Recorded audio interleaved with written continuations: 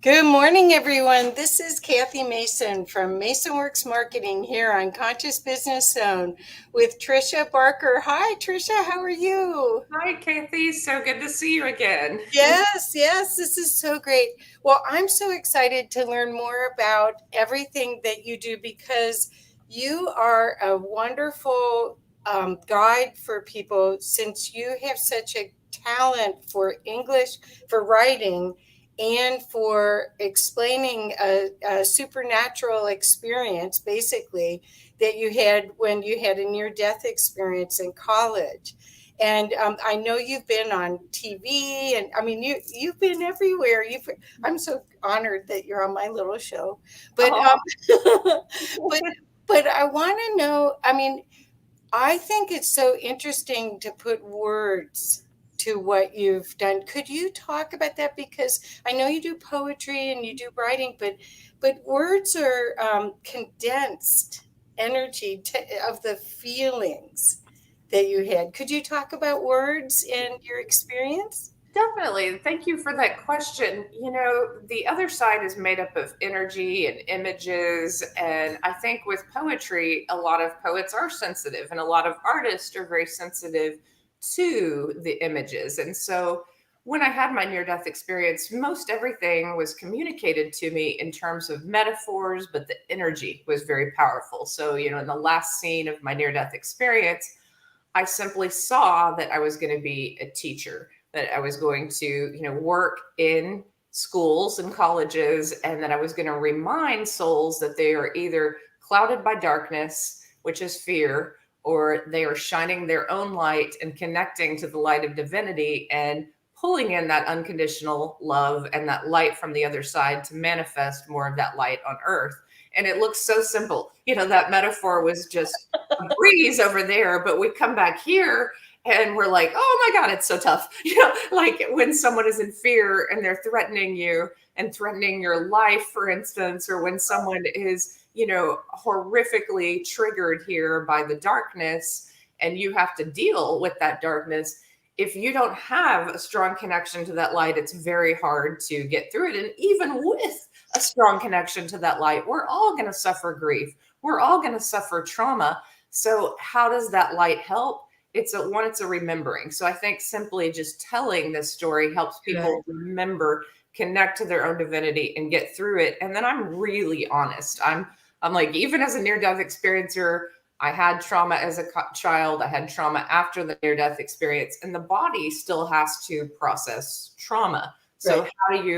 how do you overcome the big challenges that we have on earth? It's always a spiritual switch. Right. It's always that spiritual sudden, it's almost like the light switch turning on where you're like, I'm fine, I'm guided, I'm loved, I am a light that is connected to the light, and I'm going to be that light no matter how it manifests here on earth. No matter how long or short my life is here, no matter what, I am connected. And I just want people to remember that no, if they've lost a spouse, if they've lost a kid, if they've lost a job, if they, like these times are pressing on us, and then we're also picking up on the collective anxiety. That's right. How do you move beyond that? It's always divinity.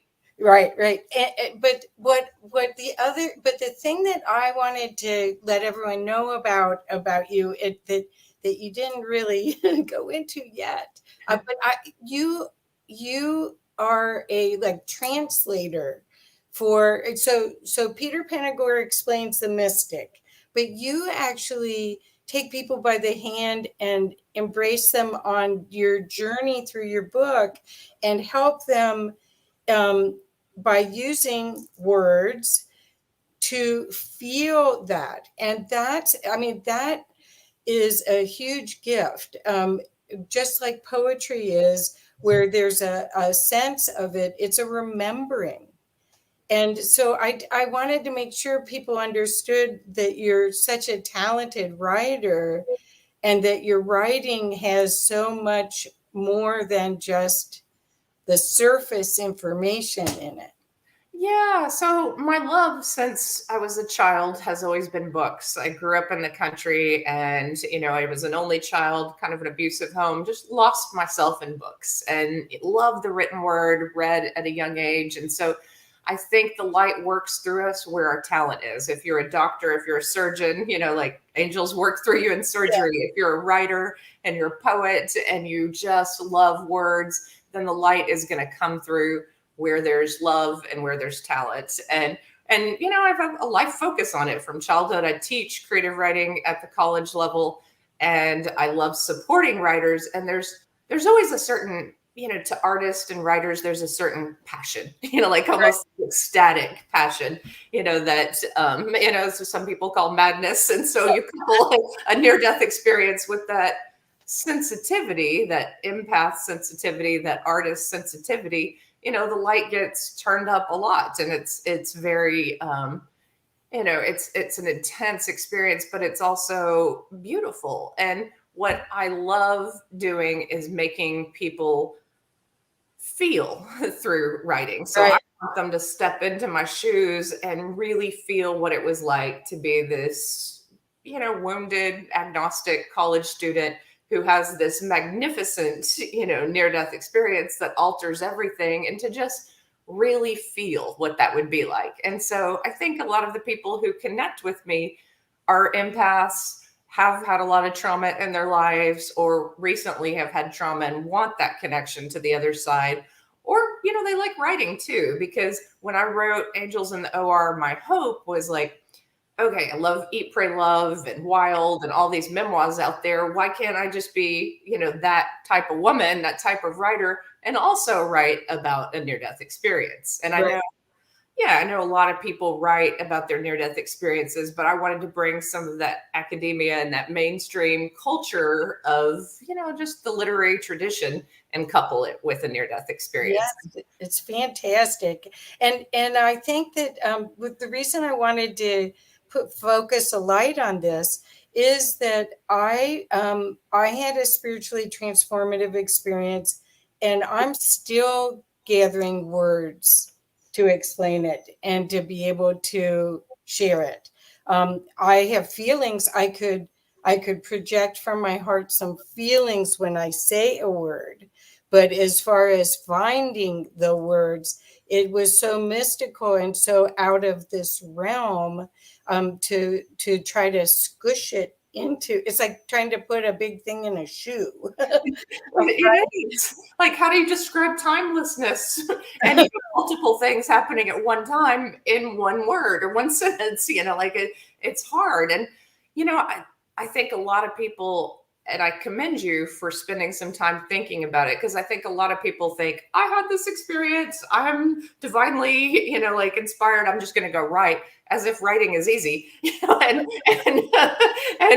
good writing is very difficult. And so, I worked on the near death experience chapter since, I don't know, 19, I mean, like it was, I know it was 2007, the first time I workshopped it. And the book wasn't published till 2019. So Wow. and I didn't work on it nonstop, but, I gave those first chapters to professional writers. And one of the things I'll never forget was someone in the group saying, and he was agnostic, he was like, angels sent beams of light into your body. What, like lasers? They're like, and I was like, okay, I guess I've got to explain this better. Because that's what he was picturing in his mind. Just because we know what we saw, we may not be communicating it Of course. in a way that guides people through the same experience. Well, the other thing is that I think that when you've had an experience like this, you have a different way of looking at life anyway. You wonder. You don't label and categorize the same way. You're open to trying things. That's what somebody said, that near death experiencers are type A people, because they come back, it's like, I got a second chance, I'm going for it.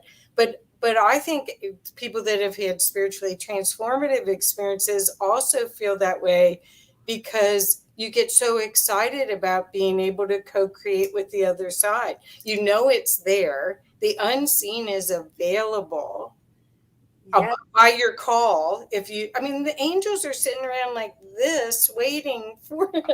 exactly. And even I forget that. I'm sure you forget it too. Like you get caught up in a moment. You're like, wait a second, I can call in the angels. Like That's I can right. really ask.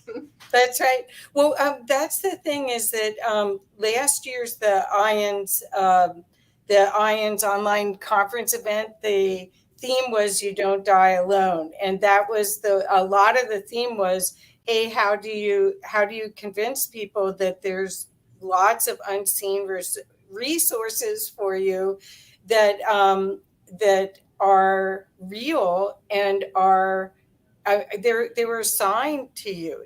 You made a relationship with them back in spirit, and they're hanging around waiting for you to play, and you're missing all that opportunity. I mean, there's a lot of people who talk about angels, but they don't really talk about calling on them unless it's drama or threat or something. And I call on them every day. I open up the Akashic Records. I work with Saint Germain. I call on them every day. I Do you do call on that them too? to take my vitamins because I'm like, hey, go ahead and make these a little bit better for me to absorb and help my body in certain ways. And that theme was so beautiful at IANS last year. And I do some medium readings, and a lot of times like really difficult deaths, suicides, and those. A lot of times the guardian angels are right there, and they just like hold that person the minute they transition over and take them away for a little bit so they don't have to see the shock and trauma that they are leaving behind. And it's really beautiful to see people transition, and that gift from the near death experience. I love it. I love talking with people who are in grief, and I love being with people who are transitioning, because to me that little moment where it all turns, and yes, this physical body can be painful, but the minute people transition over, it is just amazing.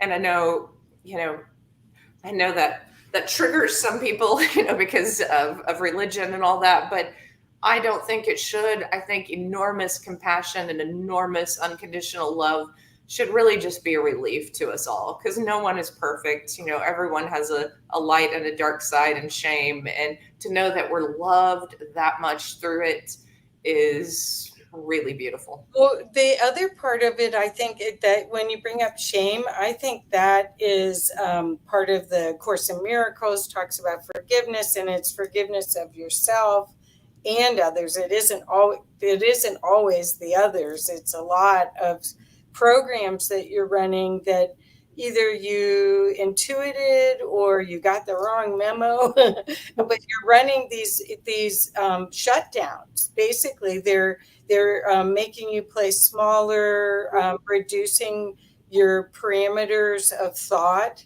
And so what happens is all of a sudden you get cracked open. And that's what I think this time is doing, don't you? I think this time, we're in chaos, but there's a way to stay in that center, in the eye of the storm also. Yeah, and it's taking a little bit more work. It's taking more meditation, it's Yep. taking more time in nature. And I know when spiritual teachers are under pressure, that I know that some people are snapping, like I'm seeing it, but I'm also seeing people open. And that's what's beautiful. I'm back in the classroom, teaching at a community college, and it's both a little terrifying and a little beautiful too, so it's a mix of emotions to really support people in person again. Right. That must be fantastic. And the gratitude for that opportunity, because you've had the contrast of just doing everything online. That's got to be a lot. But I'm seeing a lot of people. It's almost like a light bulb comes on. I mean, they go, oh, um, what it's like it's almost Tamara Overyet uses a computer as an analogy of what we've got. We're a computer, and we've got our operating system, which might be the ego or the parasympathetic operating system. And then you got all these programs, and some were from your parents and your grandparents. Some may even be in your DNA. Some may be from your past lives. Who knows where they came from? But this is a time where we could, if we're guided, to release some of those. Do you want to talk about that? Yes, you're speaking my language. So I do theta healing with people, and that's very much in line with removing. Our ancestors went through a lot, and we carry their DNA in our bodies, and so just removing some of those programs that help them survive that we don't need now. We need a different program. The connection to the light is really powerful. And then, of course, past life regressions and letting go of some of those shocks and traumas from the soul and reminding the soul that, hey, this is a new time. I know that the next 5 years are going to be about healing for so many people and for much of humanity. This is something that is happening. And I also know that instead of focusing, a lot of people want more of a connection to divinity and more of a connection to spirit. I'm saying just believe that you can and start doing it. And I am seeing people step into that role more, and people who were never open before, they're open in ways that it's shocking. I can say things in classrooms that I could never say before, and suddenly a group of students understands, because we've spent a year and a half, a lot of us, in isolation, in really getting introspective. And so there's this openness to what can I do from that realm of greater inner power? What can I do to overcome anxiety? What can I do to manifest something new in this world? And people are ready. And it's exciting. It's really exciting. Well, and that's partially your presence and you holding that frequency, whatever you're teaching. I know you're teaching English and writing, but you could be teaching anything, and just that frequency, we're all like tuning forks. So you holding that divine presence potential for anyone to pick up on creates a whole different experience for them, because it's filled with possibilities. I do think we're here to wake up as many people as we can to their divinity. That's my mission. And that's a way I feel that it was like last March, it was like game on. Okay, this is what I came here for. Tell me what to do. But oh, right. That's the way I felt too. That's interesting that you felt that way. I was like, all right, the veil's open. I'm going to start talking more about it, and we're just going to do this. That's right. Well, the thing is that the opportunity for people to accept, they did a poll, and I think it was like 80% of people in North America, believed in ghosts. So it's okay. So you believe in ghosts, but you're not sure about reincarnation. But you can see that there's all this paranormal stuff happening. There's all of the quantum physics stuff is taking us out of the Newtonian material concept to quantum. And that's where all the potential could be, is bringing that into here. I love it, because why people believe in ghosts is usually the ghost has crossed the veil in some way. So a wine bottle cork opens, or the lights switch on and off, and people always want those physical manifestations to come through, and those are amazing. But I just stop and I say, come on, haven't you ever felt like this loving energy it's almost like it's touching your hair, and you just know, oh, I'm loved. There's a presence that, an angelic presence, or just a very loving presence near me. And I was like, that's just as real as these physical manifestations. And then you start believing in yourself more, and you follow intuition. You follow what you hear from that realm, and it has a frequency that's different from imagination. It's usually a frequency of love, one that you kind of recognize at a soul level, and you go, oh, that's not me, because my mind would have said something else, but my soul recognizes that deeper voice. Perfect. I think everyone has access, and I do believe that our evolution of our species is that more and more people are going to get upgraded from this photonic energy that's coming from the sun and from the center of the galaxy, and affecting our sun and affecting our whole solar system.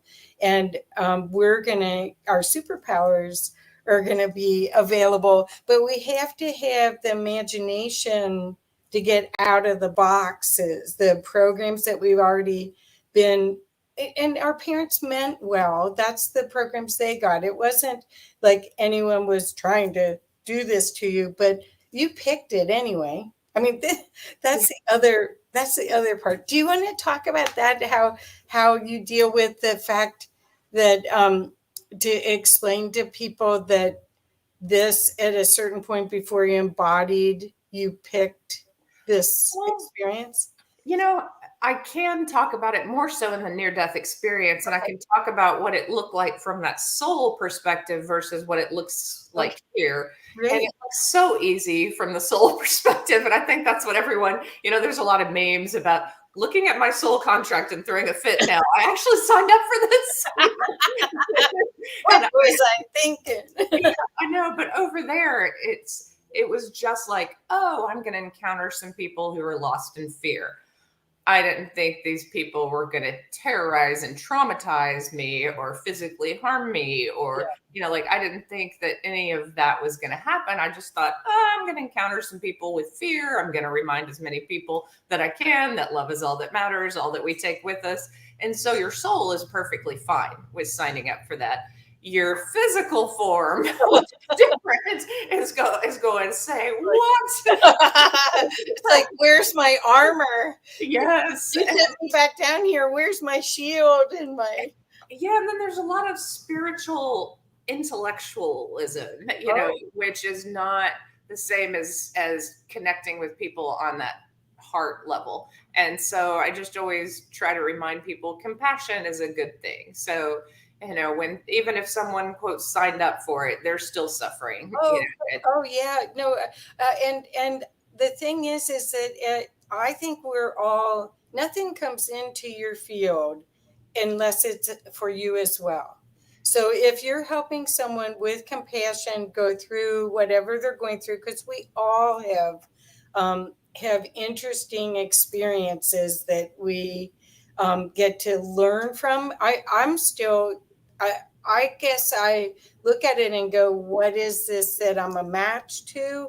Or what is it that I get to learn from? So sometimes it's just me learning boundaries, Yeah. which I don't do that well. I'm still doing learning, but but do That's a you, big issue. When you connect to unconditional love, you do see the divinity in every person. And that's great when you're a spiritual teacher, when you're helping them write, when you're doing various things to help people evolve. But when you're just having a friendship or a romantic relationship, a lot of those social norms and natural boundaries come down, and it's easier to be victimized by the unconscious parts of people. right. And but then there's a way for you to also go back to your resources and fortify yourself and be guided through. Because Yeah. I still feel like people go, oh, I got to make the right decision, and if there's a fork in the road, I don't really think that left might be shorter, Yes. but right will get you there too, eventually. I mean, if you're supposed to go over there, I do think that this is for us, Yes. this whole experience. And the game that I like to play, and I don't know if you agree with this, but I think you do, is bringing more light into here, Yeah. as part of the way to transmute negative, like try to be a lighthouse as much as possible. Yeah, and I have a question for you. I hope you don't mind. Oh, Have you ever followed intuition and kind of been like, "What? I'm following intuition, and this is what it's turning out to be." And like in the unfolding, it's really messy and really, and then it gets better. Have you ever had those moments oh where, yeah, oh yeah. A lot. The thing is that you can, because of the program or the thought form that you are using as your guiding principle, if it is not aligned with higher self, it shows up and people show up to represent it until you release it. And that happens, and it's not fun. It's lots of tears, lots of you know, because it everything is a reflection. This physical body even is a reflection of thought, of our our soul creating us. So yeah, no, I still cry a lot. Yeah, I guess I wanted to bring that up because I wanted people to not think of intuition as this magic wand. It's like you can be guided. This is going to be good for you, but here's your goal. And so you have to climb this mountain, and sometimes you fall and stumble, and you twist your ankle and have to wrap it and have to wait a week, and then you're still going up for that goal. And it's not as easy. It's not like, woo, you have a, just an Right. elevator up to the top. Well, and the other thing I find now with there's so many decisions to be made because everything seems like it's speeding up. I mean, time is like, and so I'm testing on, instead of where I used to go, oh, let me think about it, or I'd use my logic. I just right away test and go, is this mine to do? Is this for the highest good of all? And I have to test because I'm not sure that this is the guiding. Well, even if it's intuition, you have to assume that even if someone's brought into your field for you to consider, like I do marketing, so for me to consider working with, somebody came in and then I'm getting, yes, I'm supposed to work with them, but I don't think I'm supposed to work with them to do the project. I think I'm supposed to work to see if I say no. Oh, So it's still a gift to me and it still came to me as a lesson for me, but I think I'm supposed to say no. You have to, I don't trust this totally right now.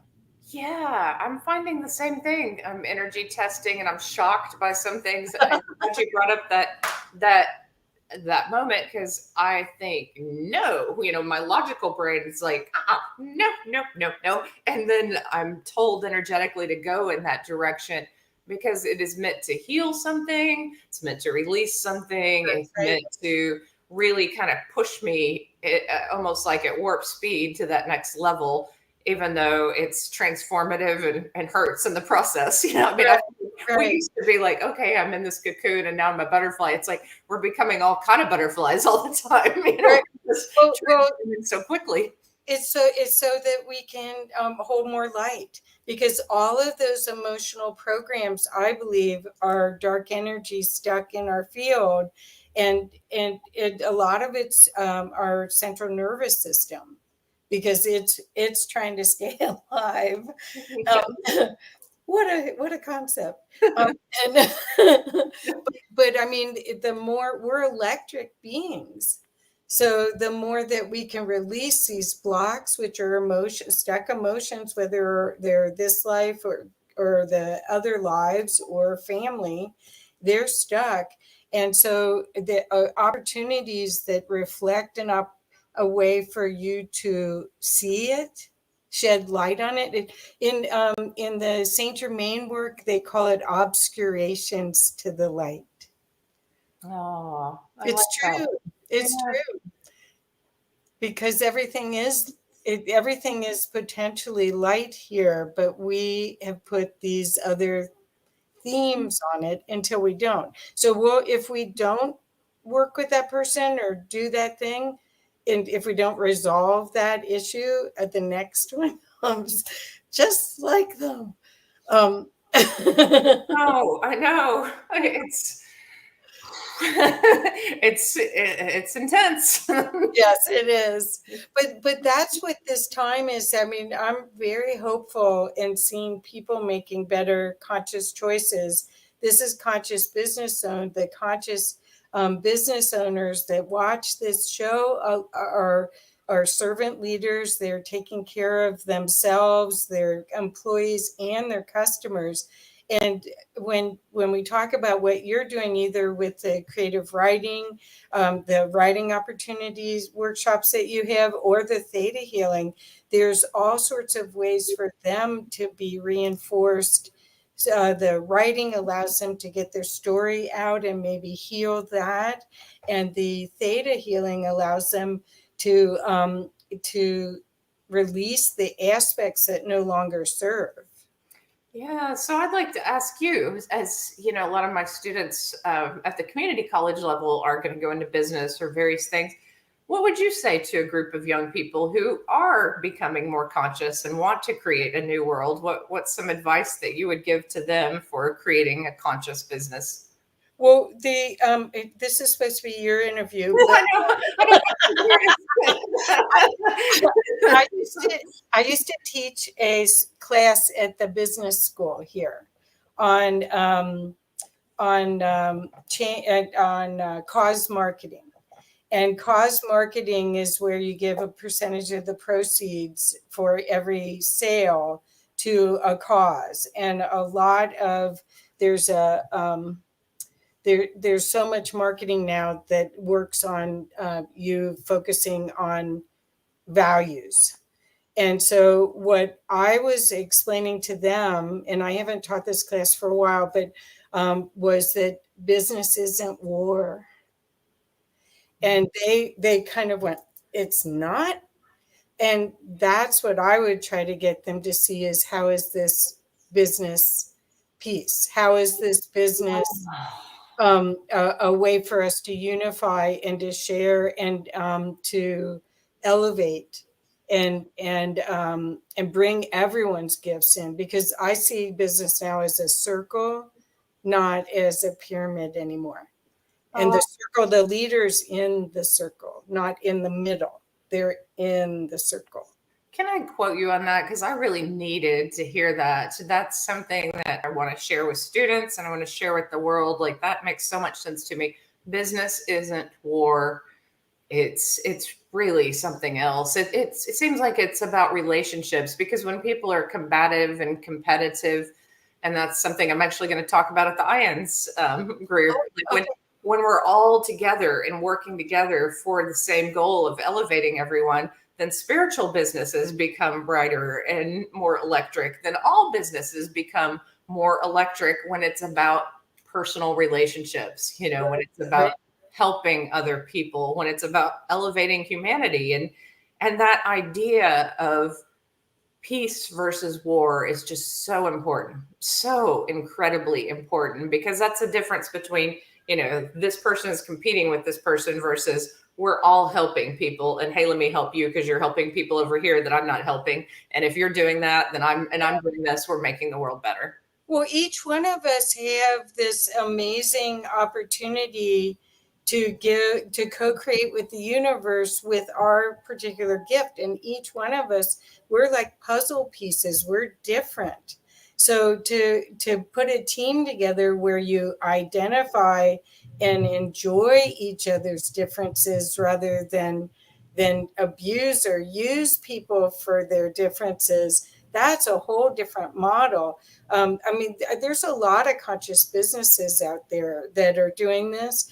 And the leadership, the reason I was so excited that you come on again is I see you as a resource for them, because they need reinforcement too. You know, they're giving, and they need the opportunity to receive as well. Beautiful. It's true. We do need to support one another in these times as well. And I find that spiritual community is important, you know, that whether it's online or whether it's in person, outdoors, whatever it is, there's a sudden understanding that we're stronger together. You know, we're stronger in groups. Well, a lot of this is the full cycle of the indigenous work. I mean, the indigenous, if you go to any of the original setups, some of them were matriarchies. Um, I know. That's but one of my themes that has not been always understood, but I've always been at odds with the patriarchy. Like I think I was born with the hope in the 70s, that I could be sovereign as a woman, that surely I was, my ancestors and, this culture's dream of a woman who can finally be sovereign. And it's been a little harder than I thought it would be. right. Well, I think that's true about all of this, but the thing is that it might still be a great driving force for you as a contributor. I mean, a lot of the near-death experiencers are boldly coming out, just like you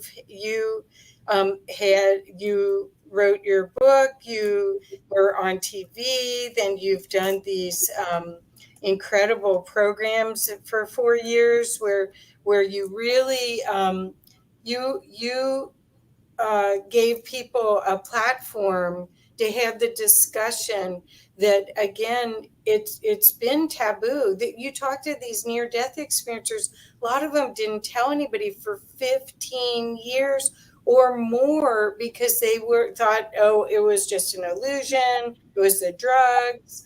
They didn't, although it impacted their lives and changed them. Yeah, I'm glad I was a rebel, and I'm glad I was really sure of myself, because I never once thought that. I mean, the only thing I felt in the hospital around that is I was afraid the drugs would, like I had surgery, had the near death experience, and then I was on morphine for 9 days in the hospital. But I was afraid that morphine might make me forget some of it.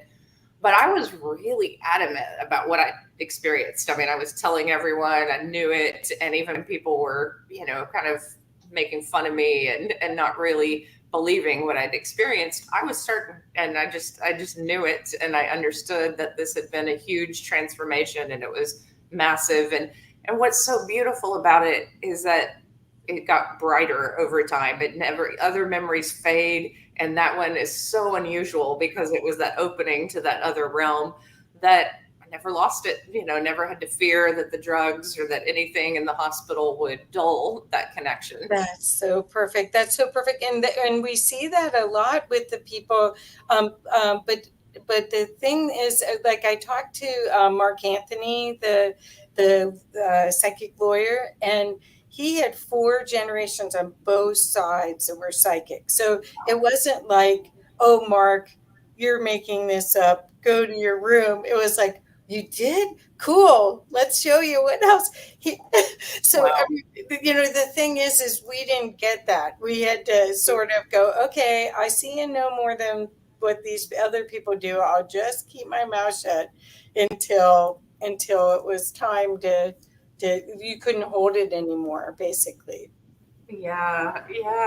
I could see where that support would be great. Not having it and believing in yourself helps. Like but introspection and writing also helps. I always tell people, even if no one around you is believing you, that's why writing is important as a therapeutic tool, if nothing else. Journaling, that accesses your higher self. There's so many times you'll write something and you'll look back many years later and go, I knew exactly what was going on. Like my higher self knew in that Isn't moment. that amazing? Yes. It's amazing. Well, do you find that a lot of people that you work with in for the writing classes have had trauma? Is that a lot of times they're processing trauma? Yeah, what I've found working at community colleges, and I make a little joke. I don't think the students are mine. Not every student is this way, but I joke that I turn kids on the street who were drug dealers for 15 years into business professionals, and I turn prostitutes into nurses. So I'm dealing with levels of society, like who they did not think a lot of times that they were academics. Yeah, I get the kids right out of high school too, who just lived ordinary lives.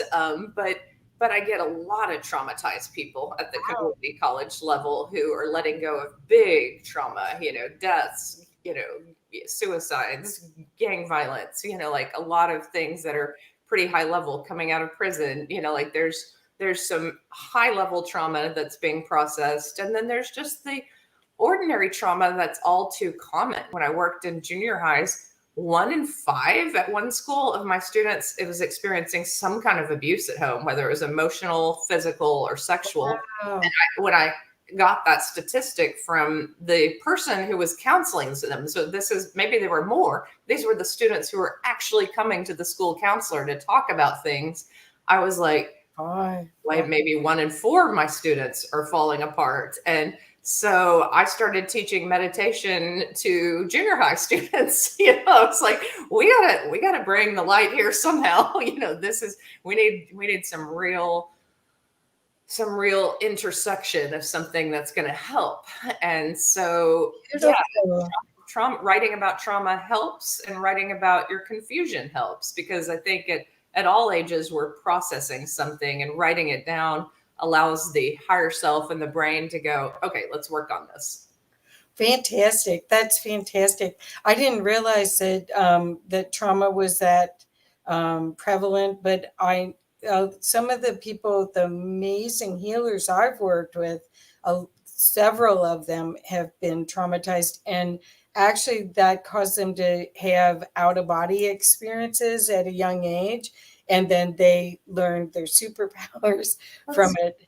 So, and a lot of times that's their calling. They had that trauma and then they heal others from it. Yeah, it's quite common.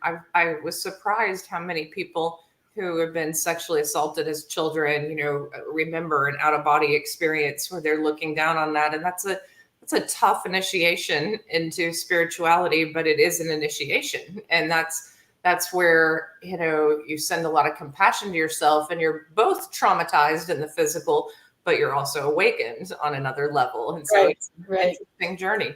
Yes.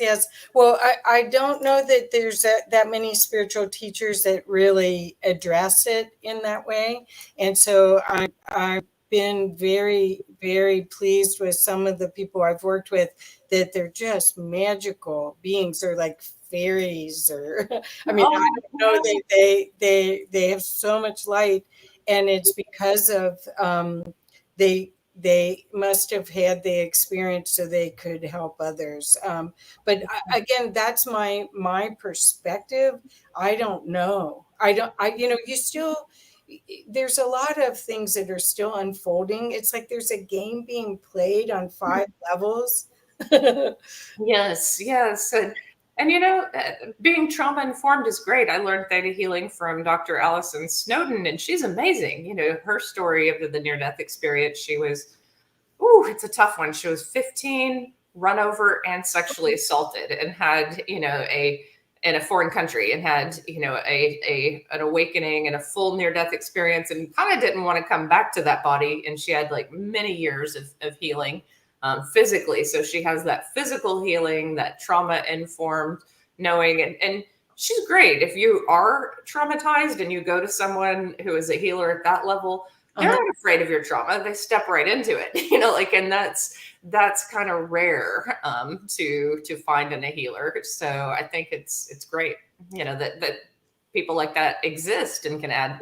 Right. Well, the thing that I guess I'm hoping people understand is that this opportunity to start clearing things now, you don't have to have a near death experience. You don't have to have the full spiritually transformative experience, which kind of it changes you so much. It's actually, you have to reorient to reality. You can actually start noticing the repetitive in your play, the repetitive characters that keep showing up. Right?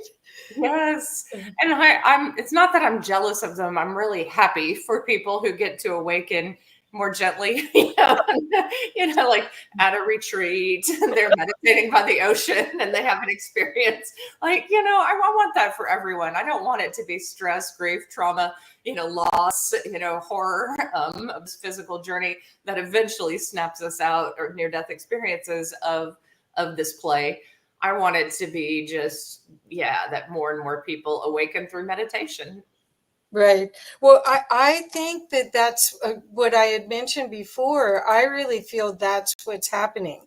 I think that we're going into the age of Aquarius, where there's going to be so many people that are aware of being empathic, which is the first step of awakening, and then they're going to need people like you to help them deal, because all of a sudden they're going to be sensing more than this. So that's the first step. I kind of see it as a bridge to the next, you start over on this side of the bridge with it being an empath, and you walk over to a more awakened, maybe soul reconnection opportunity. And so there's so many people that need tools, a toolkit.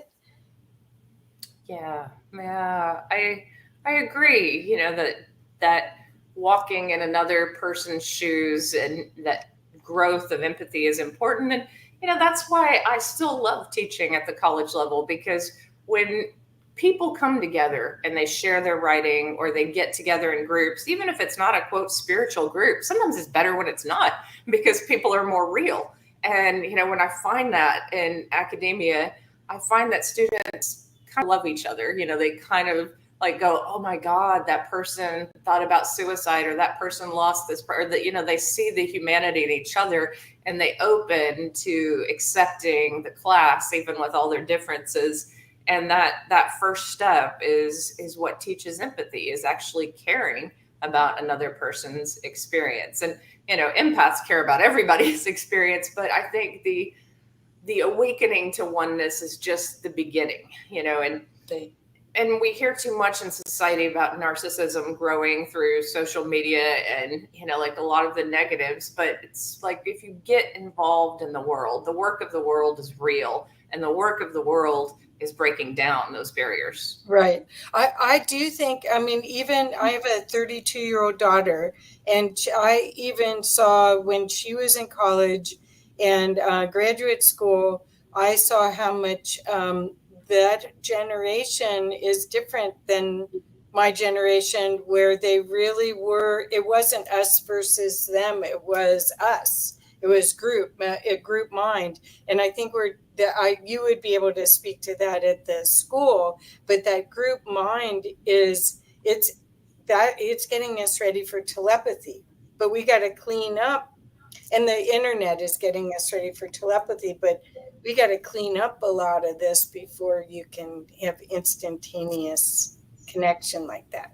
Yeah, and then you've got to really look at yourself, like, is that, and it gets confusing in close relationships, is that negative perception of someone coming from the negative thoughts they're thinking of themselves, or is it you, or like what's going on? So it gets intense, I think, when you're aware, and then you're in the energy of other people. So empaths have to learn how to shut it off, how to That's right. protect themselves, how not to be so manipulated by the thoughts of others around them, but Right. open it up and feel it. Right. But the kids, I have a lot of hope in because they're our future. I have a lot of hope that they sort of intuitively get the group mind more than we did. It wasn't part of our training, was more competitive, and be the best, win the race, whatever, all of that conditioning, even in sports.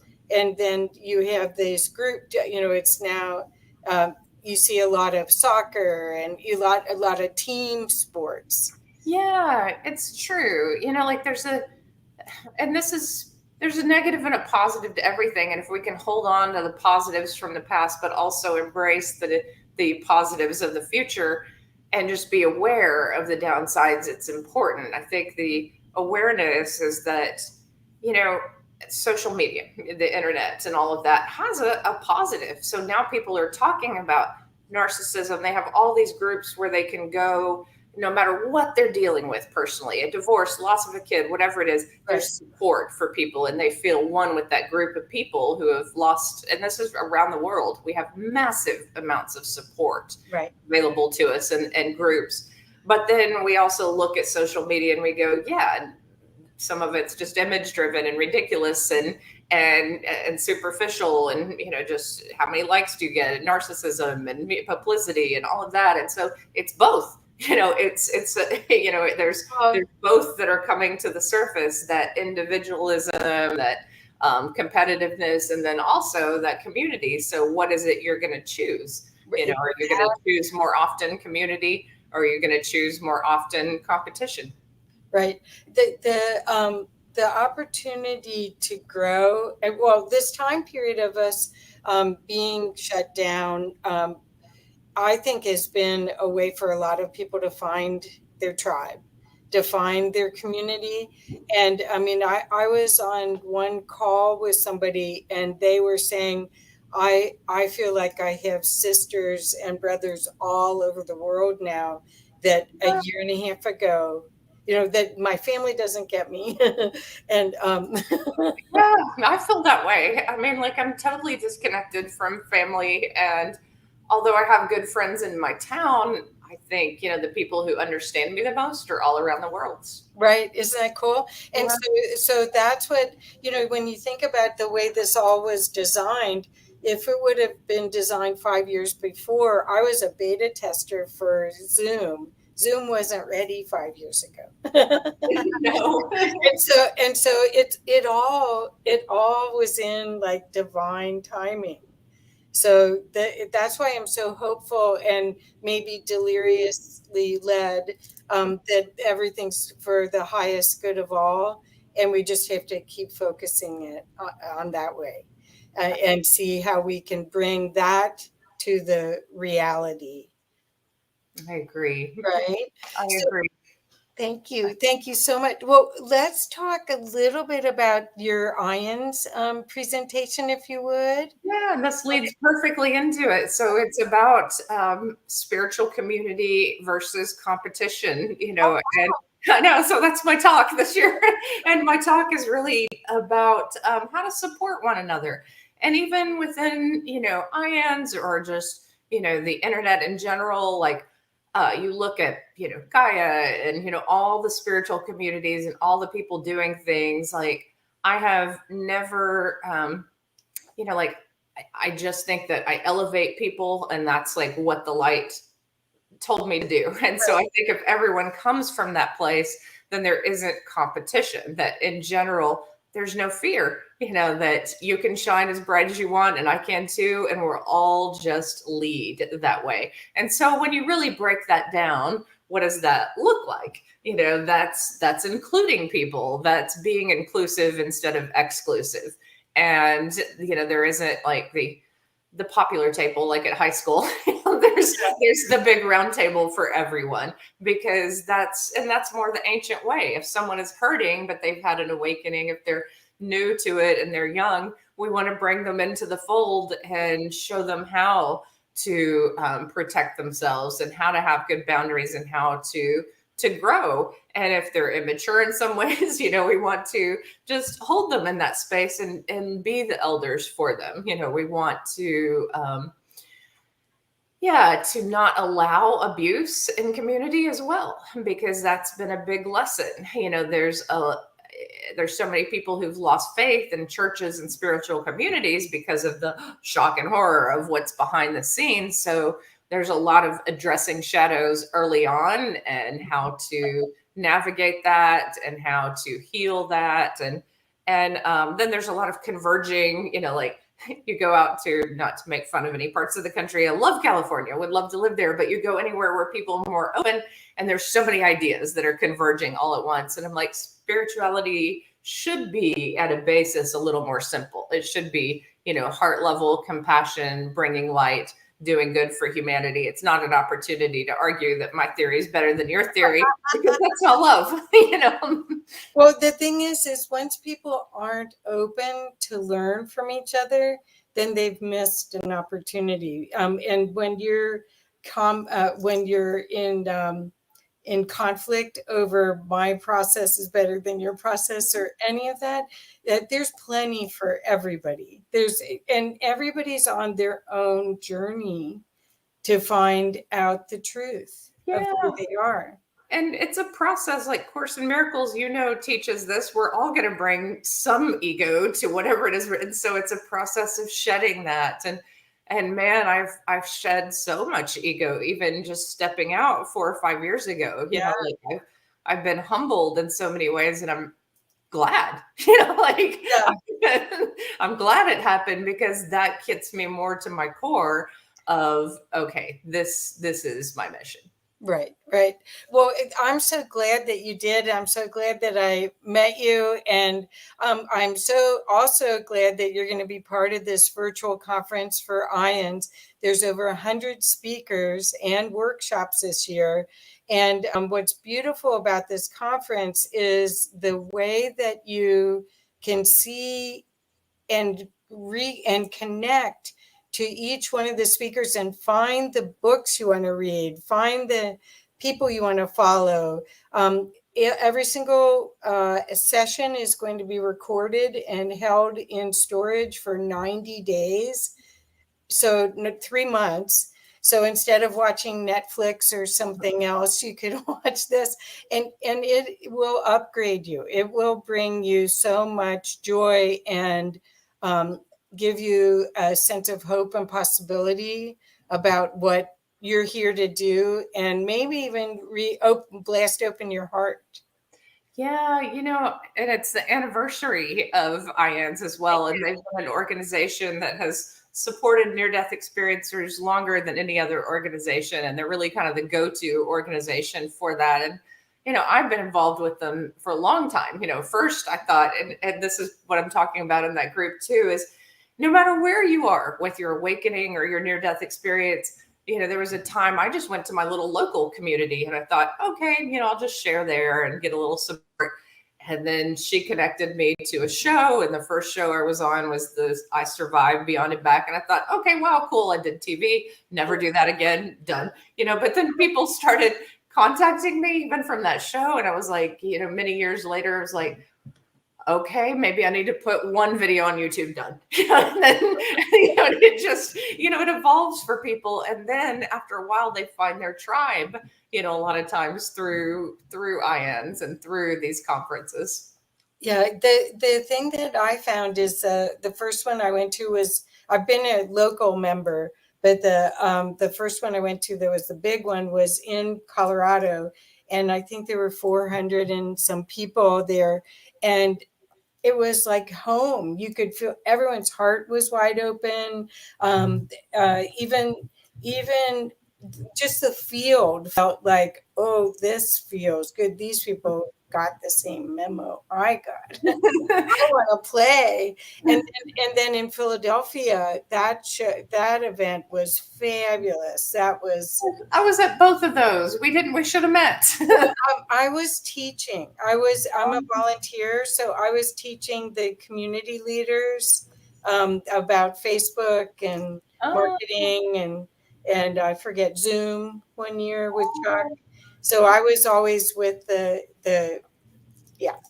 interesting. Yeah, but I've heard that. I felt that, and I've heard that even from people who haven't had near-death experiences, that they say that's the closest they felt to heaven, when all of us are gathered in one group. That it's like, oh, we need a town like this. And Right. maybe near-death experiencers are meant to be leaders in that way. That if a lot of communities could look to us, for how to bring heaven to earth, how to bring that love That's right. to the planet, it might be a better planet. That's right. And the thing that's absolutely wonderful is the resources that's available. As I said before, if people have had spiritually transformative experiences, or they've had some experience that they don't have the words for, very often by listening to these talks, you understand, you get the feeling, and then you get a way to express it, which is a huge opportunity for us, because all of us can have mystical experiences and reconnect. Yes. Well, thank you, Kathy. It's been so much fun talking with you. Yes, thank you so much. And again, the best ways to reach you, Tricia, is your website, or Yeah, so triciabarkernde.com. You can make an appointment for theta healing or reading. I'd love to connect with you individually. That's mainly where my focus is right now that I'm back to teaching, is just connecting one-on-one with people. But I am going to put out a writing course soon, just Okay. just to have it out there, my advice and about how to translate, the spiritual experiences into writing. But also, I want to just answer people's questions, since I am a creative writing professor. Like, if you need to work on editing, if you need to work on dialogue, let's talk about it.